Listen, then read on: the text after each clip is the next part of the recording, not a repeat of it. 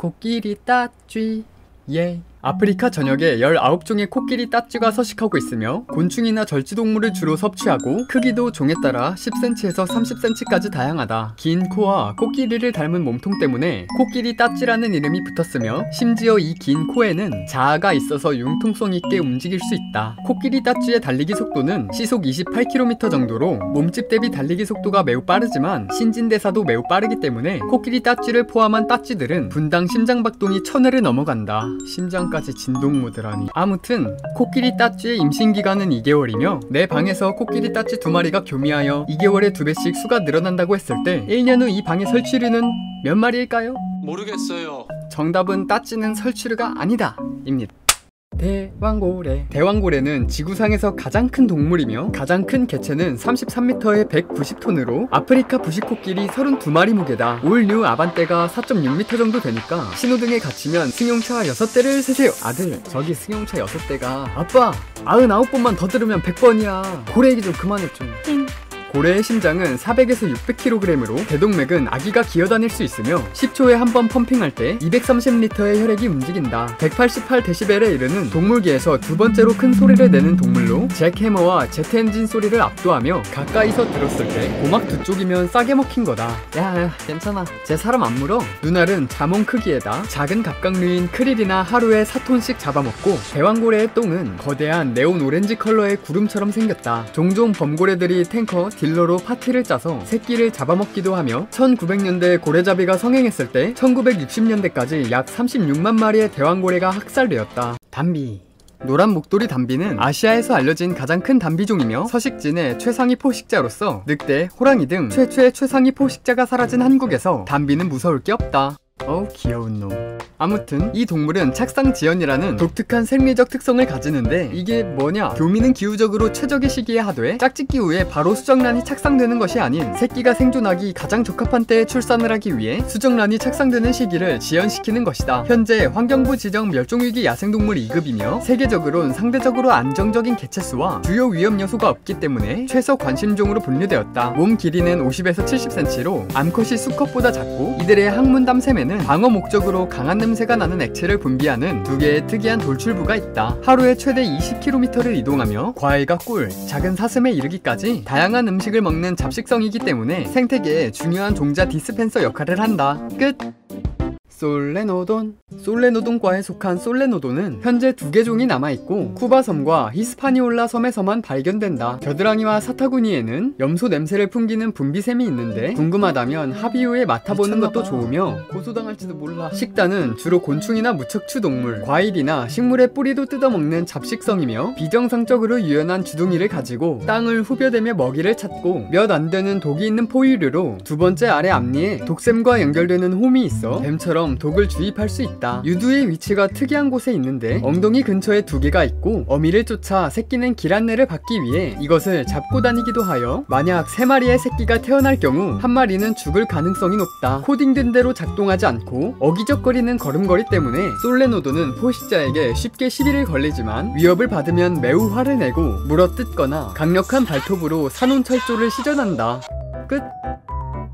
맷받쥐. 원산지는 유럽과 아시아. 가장 작은 설치류 중 하나인 맷받쥐는 농경지나 갈대밭 같은 긴 식물이 있는 곳에서 발견되며 일반적으로 젓갈색 털을 가지고 있다. 얼굴에 비해 눈, 귀가 크기 때문에 귀엽고 뒷발과 꼬리로 풀줄기를 잡을 수 있기 때문에 앞발로는 먹이를 먹거나 수화를 하거나 마음대로 할 수 있으며 중요한 사실은 개복치 200kg짜리의 뇌가 4g인데 작은 맷받쥐 성체의 무게는 4g이다. 사실 개복치를 맷받쥐가 조종하고 있었던 것은 아닐까? 라따뚜이처럼. 맷받쥐는 풀조가리를 모아서 작은 공 모양으로 집을 만드는데 가끔 땅바닥에 짓기도 하지만 긴 풀의 줄기에 집을 지으며 영국에선 윈블던 경기에 사용된 테니스공을 이용해 인조 둥지를 만들어 맷받쥐에게 숙박시설을 제공해주기도 하였다. 한반도와 일본에서도 서식하기 때문에 이 조만한 녀석이 이번 태풍은 무사히 넘겼는지 걱정이다. 끝! 낙타타. 낙타는 혹이 2개인 쌍복낙타와 1개인 단복낙타 2종류가 있으며 아무래도 쌍복낙타가 타기 편하게 생겼지만 세계 낙타의 90%가 단복낙타다. 낙타의 가장 독특한 외적 특성은 등에 달려있는 혹인데 이 혹은 지방을 저장하여 나중에 에너지원으로 사용할 수 있게 해주는 일종의 보조 배터리다. 그 C타입도 되나? 저장된 지방이 소모될 때 부산물로 물이 만들어지기 때문에 필요에 따라 이 물을 사용할 수도 있으며 지방을 사용할 때마다 혹이 줄어들어 배터리 잔량도 확인이 가능하다. 척박한 환경에서 살다 보니 나뭇가지나 선인장도 먹으며 단단한 입천장과 케라틴 성분의 혀 돌기가 어느 정도 보호는 해주지만 고통을 못 느끼는 건 아니라고 한다. 모래바람을 대처하기 위해 콧구멍을 자유자재로 여닫을 수 있으며 콧구멍 윙크 됩니까? 안 됩니까? 알겠습니다. 수컷 단복 낙타는 암컷을 유혹하기 위해 소변을 몸 여기저기 묻히고 둘라라고 불리는 특수기관을 입 밖으로 꺼내 암컷을 갬동시킨다고 한다. 끝!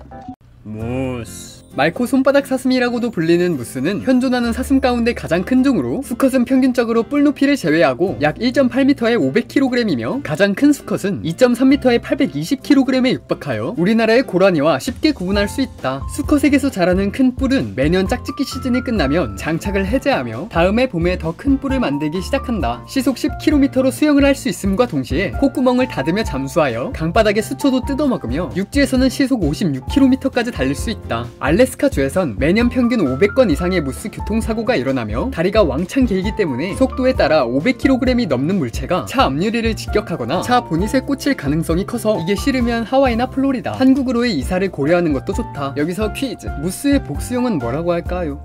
바로 무스입니다. 이 사실을 잘 모르는 사람들은 복수형이 무스 또는 미스라고 생각할 수 있기 때문에 무잘알인 여러분들이 어허! 무스의 복수형은 무스야! 라고 알려주세요. 끝!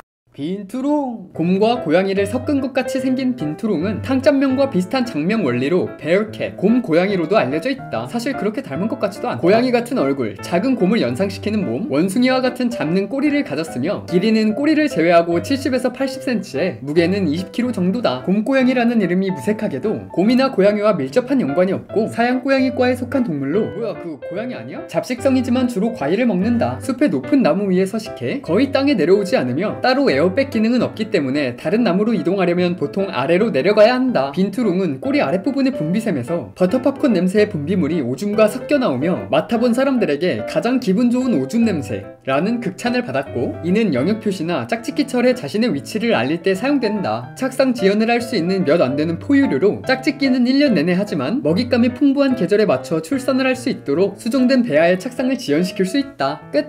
캥거루. 호주의 아이콘, 호주를 상징하는 동물로 이보다 더 국가를 잘 대변하는 생물은 없을 것이라 평가되는 캥거루다. 지구상에서 가장 커다란 유대류인 캥거루는 종마다 다양한 버전이 있지만 가장 큰 종인 붉은 캥거루는 2m에 90kg까지도 성장할 수 있다. 충분히 가속된 캥거루는 한 번의 점프에 최대 9m라는 믿을 수 없는 거리를 뛸 수 있으며 일반적으로 50마리 이상의 무리를 지어 활동한다. 싸울 때는 날카로운 발톱을 곁들여 340kg의 힘으로 걷어차는데 사람이 맞으면 신체 내부에 있어야 할 것 중 일부가 밖으로 나올 수도 있다. 암컷 캥거루는 배에 주머니가 있어 아기 캥거루를 담아 다닐 수 있으며 갓 태어난 캥거루는 2.5cm로 거북만한 크기이다. 근육질 꼬리 덕에 수영도 잘하기 때문에 포식자가 쫓아오면 물가로 도망가기도 하는데 포식자가 물에 함께 뛰어들면 바로 뒤돌아서 앞다리로 익사시키기도 한다. 호주에는 약 4,300만 마리의 캥거루가 있으며 이는 2,600만 호주인의 1.6배의 수치로 놀라운 사실은 캥거루의 95%가 왼손잡이라는 것이다.